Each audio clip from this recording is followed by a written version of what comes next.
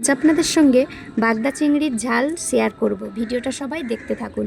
ফিশারির থেকে বাগদা চিংড়ি নিয়ে আসার সঙ্গে সঙ্গে আমি বাগদা চিংড়িগুলো কেটে ধুয়ে পরিষ্কার করে নিয়েছি। দেখুন, আপনারা সবাই জানেন আমাদের এখানে ফিশারি এলাকা, আর এই সিজনটা আমাদের এখানে বাগদা চিংড়ি খুব হয়। দেখুন, চিংড়িগুলোর কিন্তু মাঝখানের খোসাটা আমি শুধু তুলে দিয়েছি, মাথা লেজটা কিন্তু আছে। এই বাগদা চিংড়ির ঝালটা বানাবো আমি আজকের আদা রসুন পেঁয়াজ বাটা এই সমস্ত মশলা দিয়ে। ভিডিওটা সবাই দেখতে থাকুন। এখানে আমি উনুনটা ধরিয়ে নিয়েছি। কড়াটা গরম হয়ে গেলে কড়ার মধ্যে দেব সর্ষের তেল। তেলটা গরম হয়ে গেছে, এবার এতে চিংড়ি মাছগুলো দিয়ে দেব। একটু নুন আর হলুদ দিয়ে চিংড়িটা ভাজবো আমি। দেখুন, চিংড়ি কিন্তু বেশি ভাজবো না, খুব বেশি ভাজা হলে চিংড়ি মাছ খেতে ভালো লাগে না, ছিবড়ে লাগে। তাই যেরকম পরিমাণ ভাজার দরকার আমি ঠিক সেরকম পরিমাণেই ভাজবো। চিংড়িগুলো তুলে নিয়েছি। এবার ওই একই তেলের মধ্যে দিচ্ছি দুটো তেজপাতা আর গোটা জিরে ফোড়ন দিচ্ছি, আর দিচ্ছি একটা গোটা বড় পেঁয়াজ আমি বেটে রেখেছিলাম, সেই পেঁয়াজ বাটাটা। এবার পেঁয়াজ বাটাটা ওই তেলের মধ্যে ভালো করে কষিয়ে নেব। কষানোর পরে এবার দিচ্ছি একটা টমেটো বাটা। এবার ওই পেঁয়াজ আর টমেটোটা খুব ভালো করে কষিয়ে নিতে হবে। খুব ভালো করে কষানো হয়ে গেলে এবার দিয়ে দেব আদা রসুন বাটা। আদা রসুন বাটা আর পেঁয়াজ টমেটো সব একসাথে ভালোভাবে কষানোর পরে এবার আমি এতে গুঁড়ো মশলাগুলো দেব। দিচ্ছি 1 চামচ নুন, 1 চামচ মতো লঙ্কার গুঁড়ো, আর দিচ্ছি 1 চামচ হলুদ গুঁড়ো, আর দিচ্ছি 1 চামচ জিরে গুঁড়ো।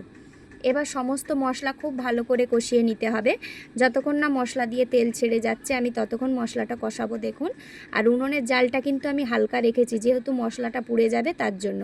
খুব হালকা জালে মশলাটা আমি অনেকক্ষণ ধরে কষিয়েছি। মশলার কালার দেখলেই আপনারা বুঝতে পারবেন মশলা আমার কষানো হয়ে গেছে। আর দেখুন, মশলার চারপাশ থেকে কেমন তেল ছেড়ে গেছে। এবার ভেজে রাখা চিংড়িগুলো উপর থেকে দিয়ে দেব। ভেজে রাখা বাগদা চিংড়িগুলো উপর থেকে দিয়ে দিলাম। এবার এই বাগদা চিংড়ি আর এই মশলা আবারও ভালো করে কষিয়ে নিতে হবে। খুব ভালো করে কষানো হয়ে গেলে এবার আমি জল দিয়ে দেব। বেশি পরিমাণ জল আমি দেব না, যেহেতু চিংড়ির ঝাল বানাচ্ছি আজকে, তাই 1 বাটি মতো জল দিচ্ছি। এবার এটা ভালো করে নেড়ে চেড়ে আমি বসিয়ে রাখবো। খুব হালকা জালে এটা ফুটবে। দেখুন, ফুটে চিংড়ি মাছগুলো সেদ্ধ হলে তবেই চিংড়ি মাছের ঝালটা একদম রেডি হয়ে যাবে। দেখুন কেমন চারপাশটা আস্তে আস্তে ফুটছে। এইভাবে ফুটতে ফুটতে ঝোলটা গাঢ় হয়ে আসলে আমি উপর থেকে একটু এলাচ দানা ছড়িয়ে দেব। দুটো এলাচ আমি হেমনদস্তায় থেতো করে রেখেছিলাম, সেই এলাচ গুঁড়োটা উপর থেকে দিচ্ছি। এবার খুন্তি দিয়ে একটু নেড়ে চেড়ে চিংড়ি মাছের ঝালটা আমি নামিয়ে নেব। তাহলেই একদম বাগদা চিংড়ির ঝাল রেডি। দেখুন, রেসিপিটা কেমন হয়েছে আপনারা কমেন্টে জানাবেন। আর আমার রান্না দেখতে কেমন লাগছে সেটাও আমাকে কমেন্ট জানাবেন।